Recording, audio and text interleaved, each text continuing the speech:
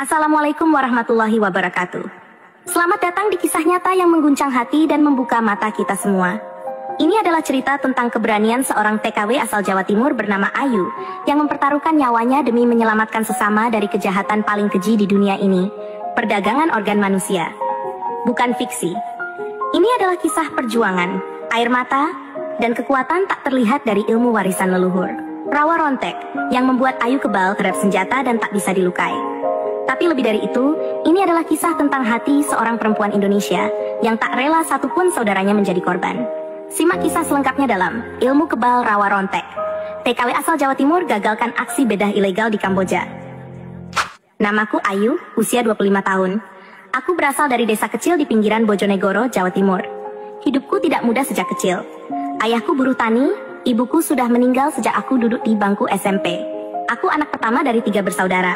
Sejak lulus SMA, aku memilih merantau menjadi TKW demi menghidupi adik-adikku. Tahun 2024, aku berangkat ke Kamboja melalui jalur resmi sebagai pembantu rumah tangga. Namun hanya 3 bulan bekerja, majikanku pindah ke negara lain dan aku pun di-PHK secara mendadak. Aku tak punya banyak pilihan, sementara visa dan dokumenku ditahan agen penyalur. Dalam kondisi terdesak, aku mencoba mencari pekerjaan lain di sana. Tapi inilah awal dari mimpi burukku. Pertemuan dengan dunia gelap. Di Phnom Penh, aku bertemu dengan Mbak Yuli, sesama TKW asal Surabaya. Ia menampungku di kosannya dan memperkenalkan aku pada seorang pria bernama Benny, yang katanya bisa membantu mengurus dokumen dan mencarikan kerja baru. Awalnya aku percaya. Benny membawa sikap santun dan selalu berpenampilan rapi. Tapi lama-lama aku mulai curiga. Ia sering menelepon dalam bahasa Mandarin dengan nada tegang. Malam-malam, aku dan Mbak Yuli kadang dengar suara jeritan perempuan dari lantai bawah rumah yang ditempati Benny. Mbak Yuli hanya bilang, "Sudah Ayu, jangan ikut campur, fokus aja cari kerja." Tapi hati kecilku tidak bisa diam. Terlebih setelah aku tak sengaja melihat seorang perempuan Indonesia keluar dari rumah itu dalam keadaan pucat, jalan sempoyongan, dan seperti habis mengalami trauma besar. Dia dibawa ke klinik itu yuk. Mereka bilang buat operasi kecantikan. Tapi nyatanya, dia dijual organ tubuhnya. Ginjalnya diambil. Ucap seorang temanku dengan suara gemetar. Aku syok. Penculikan teman sendiri. Seminggu setelah itu, Mbak Yuli hilang. Dia terakhir terlihat keluar malam bersama Benny. Aku coba hubungi, tapi nomornya mati. Saat aku tanya ke Benny, dia bilang Yuli sudah pulang ke Indonesia. Tapi aku tahu itu bohong. Yuli tidak mungkin pulang tanpa pamit padaku. Hari berikutnya, aku putuskan menyusup masuk ke rumah Benny saat malam. Diam-diam, aku memanjat pagar dan mengendap melalui jendela belakang yang tak terkunci. Jantungku berdegup kencang. Rumah itu sunyi. Tapi saat kubuka satu pintu menuju ke bawah tanah, aku menemukan ruangan operasi ilegal. Ada lampu bedah, peralatan medis, bahkan lemari pendingin yang berisi organ manusia. Dan di sana, aku lihat Mbak Yuli terbaring lemah di atas ranjang logam. Dalam kondisi tubuh terikat dan perutnya dibalut perban berdarah. Aku panik. "Yul, ya Allah, Yul!" bisikku pelan. Dia membuka matanya perlahan. "Ayu, lari, mereka jual ginjalku." Saat aku berusaha membebaskan Yuli, tiba-tiba 3 pria berbadan besar datang menghampiri. Salah satunya adalah Benny. Mereka langsung menarikku dan mengikatku ke kursi. "Dasar cerewet, kamu bakal jadi pasien berikutnya," bentaknya. Aku menangis dan berteriak. Tapi mereka tak peduli. Salah satu dari mereka mengangkat pisau bedah. Tapi pada detik itulah, aku teringat pesan almarhum kakiku. "Ayu, kalau kamu dalam bahaya, ingat ilmu yang kakek wariskan. Rawa rontek. Ini bukan ilmu sihir, tapi kekuatan batin dan keberanian. Tubuhmu bisa terluka, tapi hatimu jangan pernah menyerah. Saat kamu percaya penuh pada kekuatan itu, luka apapun akan sembuh seketika. Jangan takut." Saat pisau itu hendak menembus kulitku, aku berteriak dari dalam hati. "Aku tidak takut. Aku tidak akan mati di tangan penjahat seperti kalian." Pisau itu memang melukai bahuku, tapi anehnya rasa sakit itu hilang seketika. Luka itu menyembuh di depan mata mereka. Darah berhenti. Kulitku menutup kembali. Benny dan 2 anak buahnya terpaku. "Apa-apaan ini?" Aku menyentakkan tubuhku sekuat tenaga. Tali pengikat terlepas. Aku bangkit dan menendang pria terdekat. Seketika mereka berusaha menyerangku, tapi setiap pukulan dan tendangan tak mampu menjatuhkanku. Satu demi satu mereka tumbang. Aku berlari ke arah Yuli, membebaskannya, dan menggandeng tangannya keluar dari rumah itu. Kami berlari menuju pos polisi imigrasi Kamboja terdekat. Di sana, aku melaporkan semua yang terjadi dengan membawa bukti video dan foto dari ponselku. Awalnya mereka ragu, Tapi setelah melihat tubuh Yuli yang habis dioperasi, serta rekaman dalam ruang operasi, mereka langsung bergerak. Polisi mengepung rumah Benny dini hari itu dan menemukan lebih dari 5 perempuan Indonesia yang hendak dijadikan korban selanjutnya. Benny dan komplotannya ditangkap. Jaringan itu ternyata bagian dari sindikat internasional perdagangan organ manusia yang menyamar sebagai klinik kecantikan ilegal. Viral dan dipulangkan beritaku menyebar ke media lokal dan Indonesia. Wartawan menyebutku TKW kebal yang gagalkan jaringan bedah ilegal. Aku tak peduli soal sensasi itu. Yang aku tahu, aku berhasil menyelamatkan Yuli dan perempuan-perempuan lain. Beberapa minggu kemudian, aku dan Yuli dipulangkan ke Indonesia dengan bantuan Kedutaan Besar RI. Sesampainya di Bojonegoro, aku disambut keluargaku dengan pelukan hangat. Ayah menangis sambil memelukku erat. Tapi ini belum selesai. Kupikir semua berakhir di situ. Tapi ternyata tidak. Suatu malam, aku mendapat pesan dari nomor tak dikenal. Kamu pikir sudah aman? Kami belum selesai denganmu. Kau akan menyesal sudah membocorkan jaringan kami. Aku hanya tersenyum kecil, karena aku tahu mereka belum tahu siapa Ayu sebenarnya. Pulang ke Bojonegoro bukan berarti masalahku selesai. Hari-hariku setelah pulang terasa sepi. Masyarakat kampung memang memujiku karena berani melawan jaringan kriminal internasional. Tapi di sisi lain, aku merasa tak bisa hidup tenang. Pesan misterius yang kukira hanya ancaman kosong ternyata menjadi kenyataan. Aku dibuntuti. Beberapa hari setelah kepulangan, aku melihat mobil hitam asing parkir di dekat rumah. Penghuninya tidak turun, hanya duduk sambil mengamati. Ayahku mulai cemas. Ayu, kalau memang mereka itu orang jahat beneran, kita lah polisi aja, katanya sambil mematuk rokok. Aku mengangguk. Tapi di dalam hatiku aku tahu, apapun yang kulakukan, mereka takkan berhenti. Mereka adalah sisa-sisa dari sindikat yang selama ini menjual organ tubuh manusia dari para TKI ilegal. Benny hanyalah ekor, kepala mereka masih bebas. Aku menerima telepon dari Yuli, suaranya panik. Ayu, aku kabur. Mereka datang ke rumah kontrakanku di Surabaya. Aku lari, sekarang aku di terminal. Aku takut banget, Yu. Hatiku langsung ciut. Ini bukan ancaman main-main lagi. Mereka menyebar. Mereka ingin menutup mulut semua saksi. Aku langsung naik bus malam ke Surabaya, tanpa bilang ke siapapun. Menemui Yuli yang sedang sembunyi di bawah tangga terminal. Tubuhnya menggigil. Yu, mereka ada di mana-mana. Bahkan katanya ada yang menyamar jadi polisi. Kita harus melawan, Yu. Mataku tajam menatap gelap malam di luar jendela terminal. Sudah saatnya aku tidak hanya bertahan, tapi juga membongkar akar mereka. Jejak jaringan di perbatasan. Lewat koneksi seorang jurnalis yang sempat mewawancaraiku, aku mendapat informasi. Jaringan itu beroperasi lagi, kali ini di perbatasan Kamboja, Thailand. Mereka menculik para TKI ilegal dari jalur darat, lalu menampungnya di sebuah rumah penampungan di provinsi Banteay Meanchey, Kamboja Utara. Aku tahu ini gila, tapi aku juga tahu, jika aku tak bertindak, lebih banyak perempuan akan menjadi korban. Dengan modal nekat, aku kembali ke Kamboja. Kali ini bukan sebagai TKW, tapi sebagai penyusup. Yuli tetap di Surabaya, sembunyi di rumah salah satu dosen yang peduli. Kami terus berkomunikasi lewat chat. Aku bilang padanya, kalau aku nggak aktif selama 2 hari, sebar semua bukti yang kita punya ke LSM dan media. Dia menjawab dengan emoji menangis. Tapi dia tahu aku bukan main-main. Menyamar di rumah penampungan lewat bantuan sopir lokal, aku berhasil menyamar sebagai pencari kerja. Aku mendaftar lewat agen palsu dan dikirim ke penampungan yang ternyata markas utama jaringan itu. Hari-hariku di sana sangat menegangkan. Di dalam rumah itu ada sekitar 20 perempuan. Rata-rata mereka masih muda. Ada yang dari NTB, ada yang dari Medan, bahkan dari Kalimantan. Semua kehilangan paspor, tak tahu mereka dijual atau mau dikemanakan. Aku berpura-pura jadi korban juga. Tapi diam-diam aku merekam semua aktivitas. Satu malam, seorang perempuan diseret keluar kamar. Ia menangis, tubuhnya lemas. Aku tahu, dia akan dijadikan korban berikutnya. Aku ingin melawan saat itu juga. Tapi aku tak punya senjata, aku butuh waktu. Aku butuh strategi. 3 hari setelah aku masuk penampungan, identitasku terbongkar. Seseorang dari dalam mengenaliku. Rupanya fotoku sudah tersebar di grup mereka. Mereka tahu siapa aku. Aku dipanggil ke ruang bawah tanah oleh seorang wanita berdarah campuran Cina Kamboja. Namanya Madam Lin. Dialah pemimpin sesungguhnya. Ayu, kau pikir bisa menghentikan kami?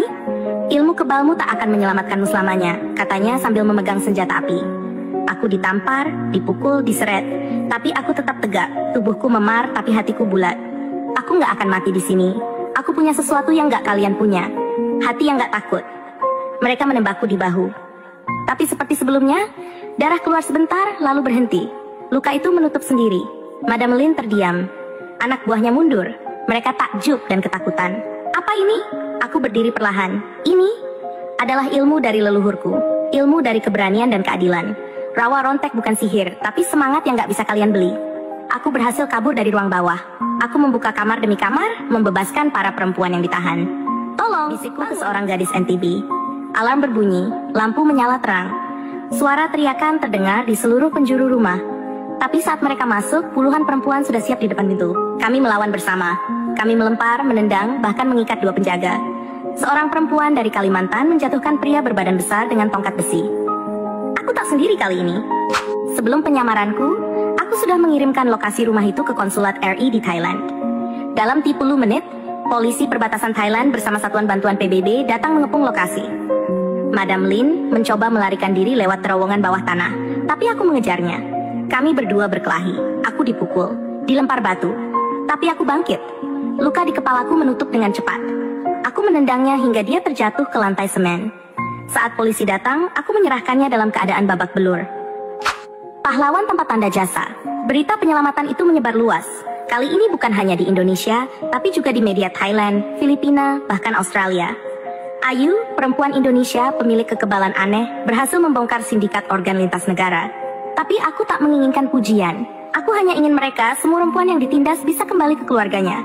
Bisa hidup tenang. Aku kembali ke Indonesia. Kali ini tanpa ancaman, karena sindikat itu benar-benar lumpuh. Tapi perjuangan belum selesai. Suatu malam, aku melihat berita di TV. Laporan dari Malaysia, seorang TKI perempuan ditemukan tanpa ginjal di rumah kosong.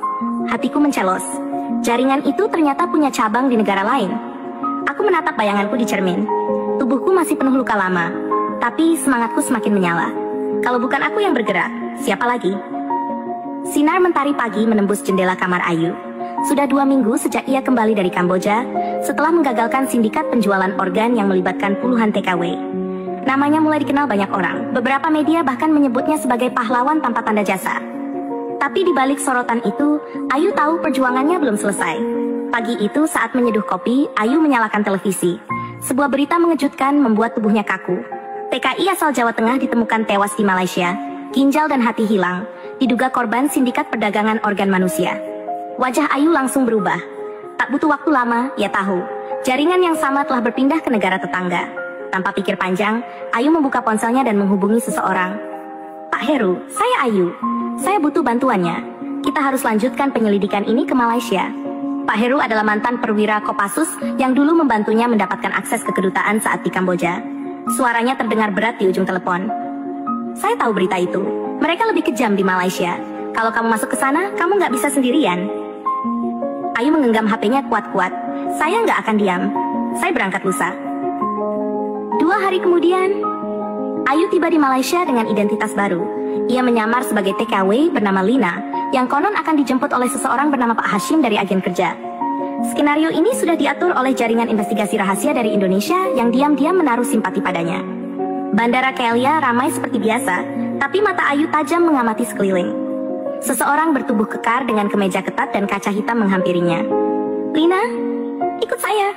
Tanpa basa-basi, Ayu menaiki mobil van hitam bersama 2 perempuan lain. Perjalanan menuju daerah pinggiran kota memakan waktu hampir 2 jam. Mereka akhirnya tiba di sebuah rumah besar bertembok tinggi dengan pagar baja. Disinilah mereka disimpan sebelum didistribusikan ke majikan atau tempat-tempat mencurigakan lainnya. Ayu mencoba bersikap biasa. Di dalam rumah itu ada sekitar 12 perempuan. Beberapa menangis diam-diam, sebagian sudah tampak pasrah. Ayu langsung menyapa mereka perlahan. Namaku Lina. Aku juga TKI, kita harus saling bantu. Seorang perempuan muda dengan bekas luka di lengan membalas lirih. Namaku Rina. Ini bukan rumah penampungan biasa. Kadang ada yang dibawa malam-malam, terus nggak balik lagi. Ayu tahu dia harus cepat bertindak. Malam hari, Ayu mulai menyusuri setiap sudut rumah secara diam-diam. Di lantai bawah, ia menemukan pintu besi kecil di balik lemari rak dapur. Ia menunggu semua orang tidur, lalu membuka pintu itu perlahan. Di dalamnya, lorong gelap menuju ke bawah tanah. Bau menyengat menusuk hidungnya. Ada ruangan besar penuh tempat tidur rumah sakit, alat medis, dan kamera pengawas. Tiba-tiba langkah kaki terdengar dari atas. Ayu bergegas sembunyi di balik lemari. 3 pria masuk, mendorong seorang perempuan tak sadarkan diri di atas ranjang dorong. Cepat, transplantasi harus selesai sebelum fajar. Ayu merekam semua dengan ponselnya. Tapi sial, HP-nya tanpa sengaja terjatuh dan menimbulkan suara. "Siapa itu?" teriak salah satu pria. Mereka menyisir ruangan. Ayu mencoba lari, tapi berhasil ditangkap. Mereka menyekapnya di ruangan kosong dengan tangan terikat. Pagi hari, salah satu pria bertubuh besar membuka pintu ruang tahanan. Ia membawa suntikan dan berkata, "Kamu cocok untuk pelanggan dari Singapura. Ginjalmu bagus." Ayu hanya tersenyum tipis. Saat pria itu mendekat dan menusukkan jarum ke lengannya, tubuh Ayu tiba-tiba bereaksi. Jarum itu bengkok, kulitnya tak tertembus. Pria itu panik dan mundur. Ayu menarik paksa tangannya yang terikat. Kekuatannya seperti tidak wajar. Seketika ia berdiri dan menghantam dinding dengan pria itu. Alarm pun berbunyi. Tubuhnya mulai memancarkan hawa panas. Luka bekas tali di pergelangan tangannya menghilang seketika. Ayu menatap lurus ke arah kamera, lalu menghancurkannya. Ilmu kebal rawa rontek kembali aktif. Darah keturunan yang diwariskan dari leluhur Madura kini menyelamatkan nyawanya lagi. Pertarungan terjadi. 5 pria mencoba melumpuhkan Ayu, tapi tak satu pun senjata mereka bisa melukainya. Ayu satu persatu melumpuhkan mereka dengan tangan kosong. Suara tembakan terdengar keras, tapi semua peluru mental dari tubuhnya. Salah satu perempuan yang juga disekap sempat menyaksikan kejadian itu. Dengan gemetar ia bertanya, "Kamu siapa?" Ayu menjawab tegas, "Aku cuma TKW.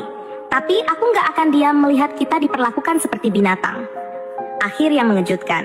Dengan bantuan perempuan-perempuan lain, Ayu berhasil membuka semua ruangan dan menyelamatkan para korban. Ia menemukan dokumen penting berisi daftar TKI yang akan dikirim untuk operasi gelap.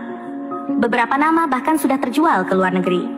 Sebelum pergi, Ayu menyalakan alarm darurat rumah itu dan mengirim lokasi ke Pak Heru. Tak butuh waktu lama, pasukan khusus Malaysia datang dan menggerebek tempat tersebut. Ayu dan para perempuan lain dievakuasi. Di ambulans, Ayu memandangi langit. Satu tempat lagi, tapi aku yakin ini belum akhir. 3 hari kemudian, di televisi Indonesia, pahlawan TKW bernama Ayu kembali selamatkan korban sindikat perdagangan organ di Malaysia.